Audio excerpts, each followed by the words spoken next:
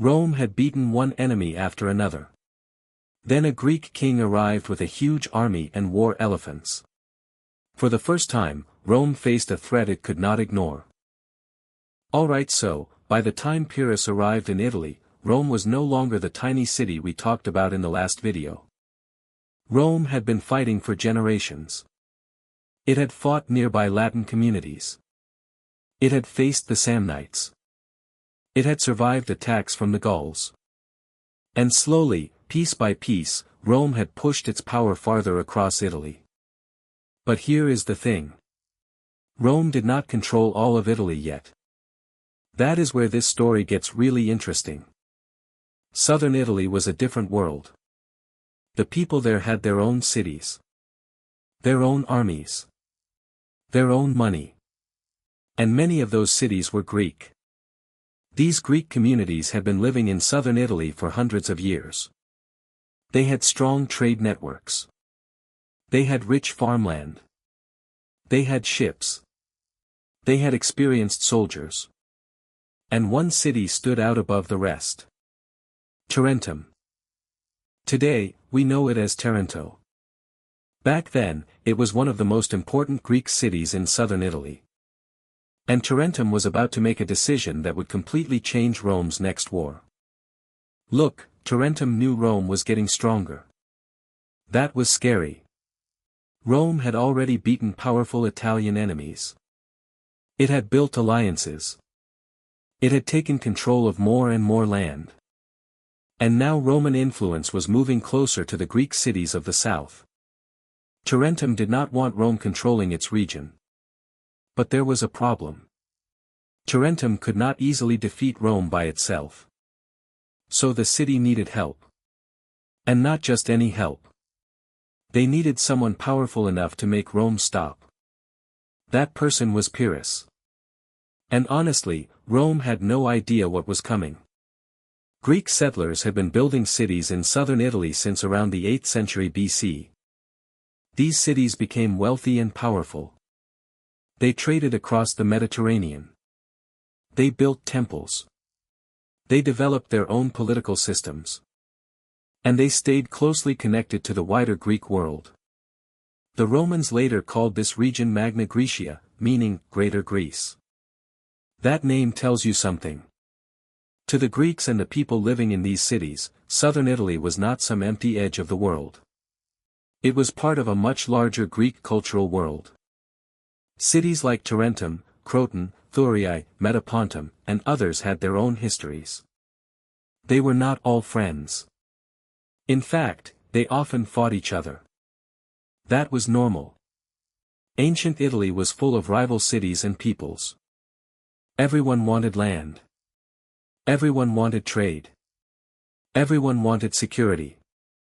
And sometimes everyone wanted the same piece of land at the same time.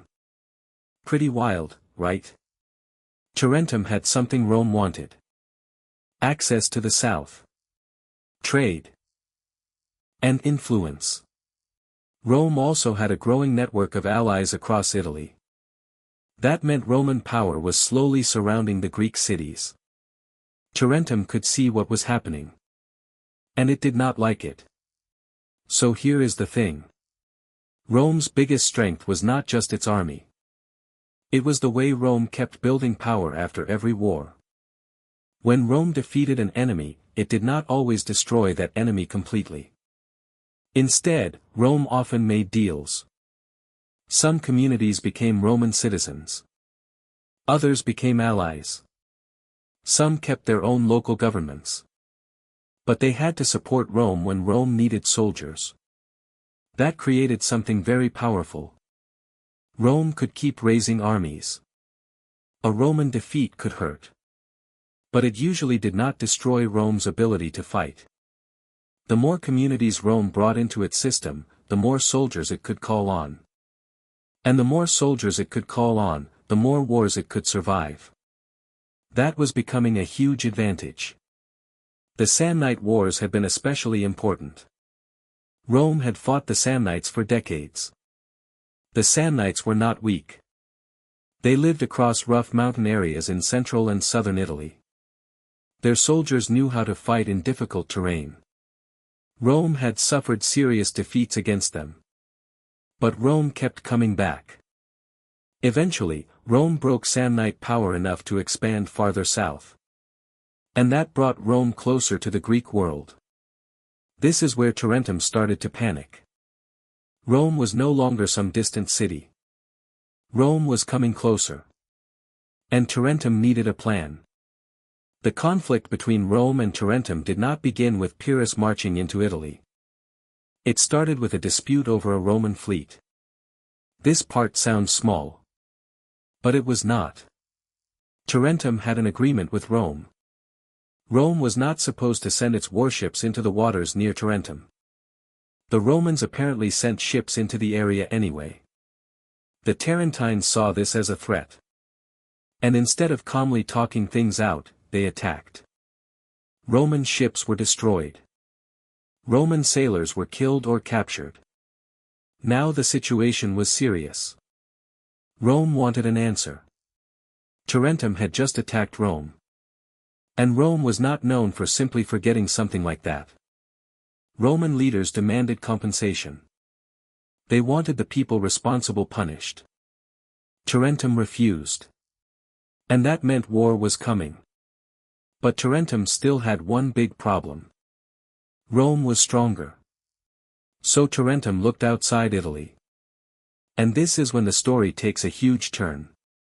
Look, if you only know one thing about Pyrrhus, you probably know the phrase, Pyrrhic victory.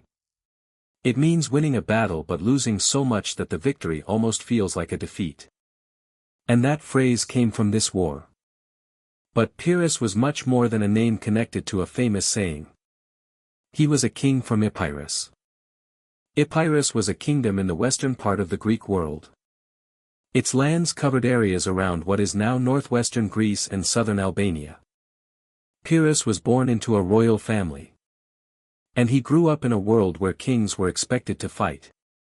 He wanted power. He wanted glory. And he wanted to build a kingdom that could compete with the great powers around him. He was also a very talented military leader.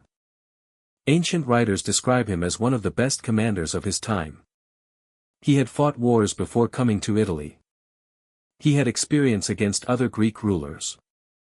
He had seen large armies. He understood how to move troops. He knew how to use cavalry. And, most importantly for this story, he had access to war elephants. That was about to become a huge problem for Rome. Pyrrhus was not simply sitting in Epirus waiting for Tarentum to call him. He had his own plans. The Greek world was full of powerful kingdoms. After the death of Alexander the Great in 323 BC, his huge empire broke apart. Different generals and royal families fought for control. This created a world of constant war. Kings could rise quickly. They could lose everything just as quickly. Pyrrhus wanted to build his own power in that world. He had already tried to expand his influence. He had fought in Greece. He had been involved in conflicts with Macedon. He had even spent time in the court of Ptolemy I in Egypt. That gave him connections. It also helped him return to power after losing his throne. So when Tarentum came asking for help, Pyrrhus saw an opportunity. He could help the Greek city. He could gain influence in southern Italy. He could defeat Rome. And maybe, just maybe, he could build a major western kingdom. But there was an even bigger dream. Pyrrhus had his eyes on Sicily. Sicily was rich. It was full of Greek cities. It had valuable farmland. It sat in the middle of major Mediterranean trade routes. If Pyrrhus could establish himself in southern Italy and Sicily, his position could become extremely powerful. And that meant his war with Rome was not going to be a small side project. Pyrrhus was thinking much bigger. Real talk, Tarentum was taking a huge gamble. They invited a foreign king into Italy. They were basically saying, "We cannot beat Rome alone, so let's bring in someone who can." But there was a catch. Pyrrhus did not come for free. Tarentum had to support him. The city had to provide money, ships, supplies, and soldiers. Pyrrhus also expected other Greek cities in southern Italy to join him. At first, the plan looked promising. Pyrrhus gathered a serious army. Ancient sources give different numbers, so we have to be careful with exact totals. But he brought thousands of soldiers. He had infantry, cavalry, archers, other specialized troops, and elephants. These elephants were not just animals walking around the battlefield. They were part of the military plan. They could frighten enemy horses. They could break formations. They could create confusion. And Roman soldiers had little experience fighting them. Imagine being a Roman soldier. You fought men with swords. You fought mountain warriors. You fought Celtic fighters. And suddenly, across the battlefield, you see enormous animals carrying towers and soldiers. You have never seen anything like this before. That is exactly the kind of shock Pyrrhus wanted. Alright, so, Rome now had a serious problem. A powerful foreign king had entered Italy. And he was not coming alone. He had an experienced army. He had cavalry. He had elephants. And he had support from Greek cities. Rome could not ignore this. The Romans gathered their army. The two sides moved toward each other. The first major clash happened near the city of Heraclea in 280 BC. And this would become one of the most important battles in Rome's early history. Because Rome was about to discover just how dangerous Pyrrhus could be. Okay, so, imagine the scene. Two armies are facing each other. On one side, the Roman army. On the other, Pyrrhus and his Greek forces. The Romans had large numbers of soldiers. They were experienced. They had already fought many wars. They were not some weak force waiting to run away. But Pyrrhus had something Rome had not faced in this way before. His army was built around the Greek style of warfare. His soldiers included heavily armed infantry. They could fight in a tight formation. Their long spears created a wall in front of them. This formation was called a phalanx. But we can keep it simple. Think of it as a large block of soldiers standing close together with long spears pointing toward the enemy.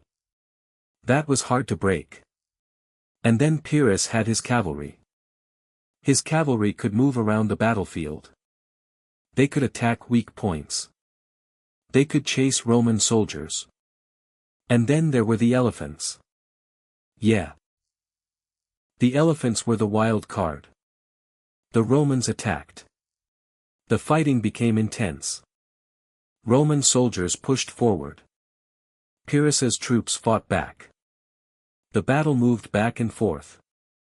For a while, neither side could easily break the other.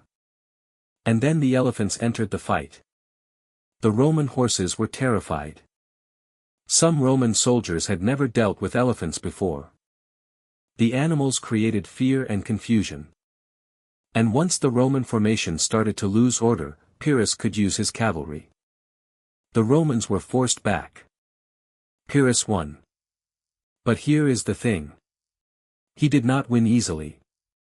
His army had also suffered heavy losses. That mattered. Pyrrhus could replace some of his soldiers. But he did not have Rome's huge pool of manpower. Rome could lose thousands of soldiers and still raise another army. Pyrrhus could not do that forever. And this is where the famous idea behind the term Pyrrhic victory begins to make sense. After the battle, Pyrrhus was reportedly praised for defeating the Romans. But his response, according to ancient writers, was basically, "One more victory like that and we are finished." The exact wording is probably not certain. But the idea fits the situation. Pyrrhus had won. Yet the cost was frightening. And Rome was still standing. That was the real problem. So here is the thing. A normal enemy might have looked at that defeat and decided to negotiate. Rome did not. Rome raised another army. That tells you a lot about the Roman system. They had lost a major battle. They had lost many soldiers. Their enemy had elephants. Their enemy had a skilled king. And Rome still said, "We're not done." That is one of the biggest themes of this entire story. Pyrrhus could beat Roman armies. But could he make Rome surrender? That was a completely different question. And the answer was becoming clear. No. Alright, so, Pyrrhus had expected his victory to create more support. He wanted more Italian communities to join him. Some did. But not everyone suddenly turned against Rome. Rome's alliance system was still working. Many Italian communities remained loyal to Rome. They had reasons to do so. Some had treaties. Some had citizenship rights. Some had local interests tied to Rome. And some simply feared what would happen if they switched sides. So Pyrrhus had a problem. He could win battles. But Rome's network of allies kept supplying soldiers. That made the war much harder than he expected. And then Pyrrhus faced another issue. Money. War is expensive. Armies need food. Soldiers need equipment. Horses need care. Elephants need food. Moving a huge army across Italy costs a lot. Pyrrhus needed resources. And Rome had access to a much larger land base. The longer the war lasted, the more this difference mattered. Okay, so, in 279 BC, Pyrrhus faced Rome again. This time near Asculum. The battle was huge. Again, Pyrrhus managed to defeat the Roman army. Again, Rome suffered heavy losses. And again, Pyrrhus suffered serious losses of his own. This second victory became even more important for his reputation. Pyrrhus had now beaten Rome more than once. On the battlefield, he looked unstoppable. But underneath that success, there was a problem. He was losing too many experienced soldiers. And experienced soldiers were hard to replace. Rome had another army. Pyrrhus had another problem. This is why the phrase Pyrrhic victory became so powerful. You can win. You can celebrate. You can hold the battlefield. But if every victory destroys part of your own strength, how long can you keep winning? That question would follow Pyrrhus everywhere. Look, Rome was not stupid. The Romans watched. They learned. They adjusted. They were facing a new style of war. They had seen elephants. They had faced Greek formations. They had seen Pyrrhus's cavalry. And every battle taught them something. This is another reason Rome became so dangerous. Rome was willing to learn from losing. A defeat was not always treated as proof that Rome could not win. Instead, it could become a lesson. The Romans could change their tactics. They could change their army. They could find new ways to deal with elephants. They could use terrain. They could attack supplies. They could wait. And most importantly, they could keep raising armies. That meant Pyrrhus was fighting an enemy that became harder to beat with every battle. And that was a nightmare. So here is where things get even more interesting. Pyrrhus was tired of fighting Rome. He had another opportunity. The Greek cities of Sicily were asking for help against Carthage. Carthage was one of the biggest powers in the Western Mediterranean. It controlled parts of North Africa. It had a powerful navy. It had money. And it had interests in Sicily. Pyrrhus saw another chance. If he could help the Greek cities defeat Carthage, he could build an even bigger power base. So he left Italy.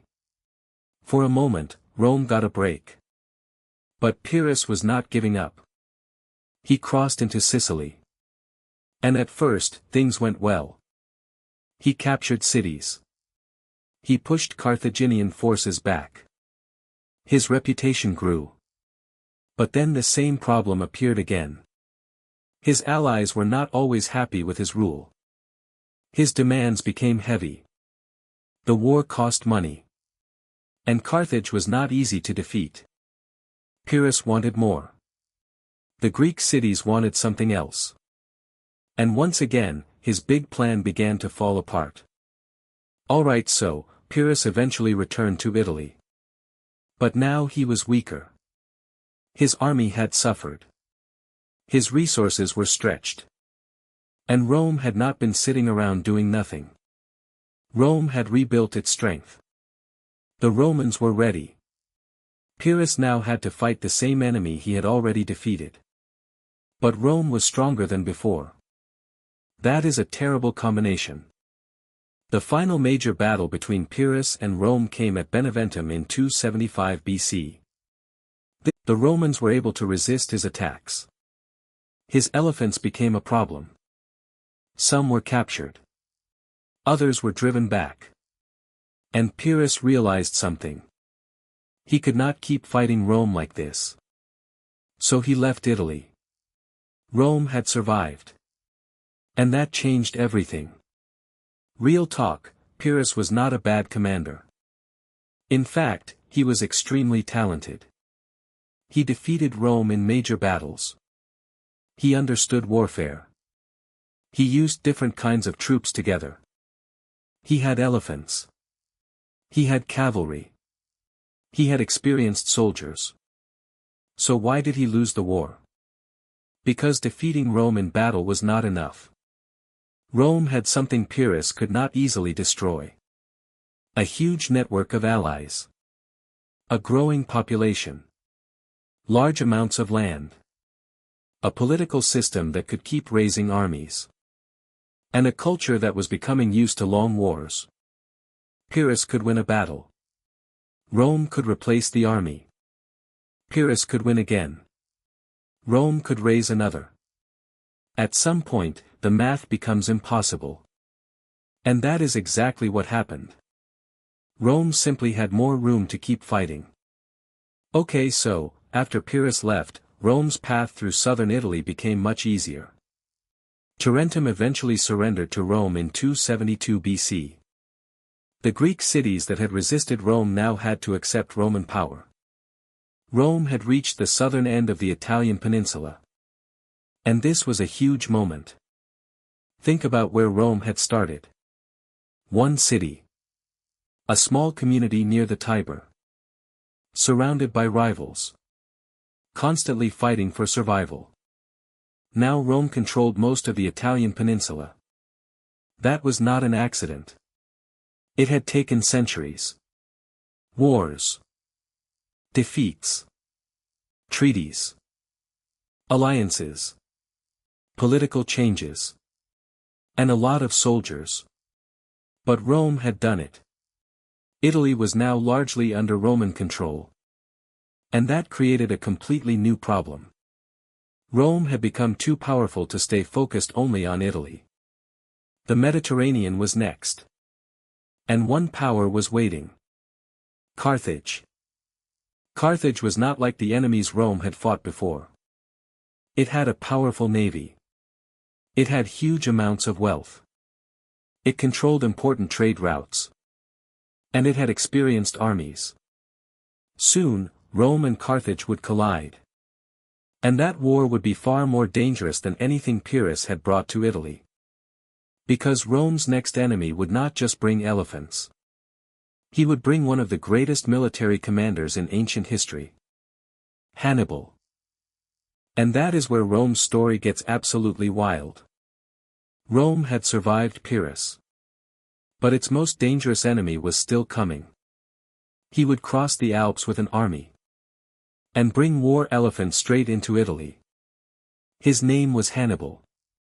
Rome versus Hannibal. The enemy Rome feared most. Watch the full story on Natioryx.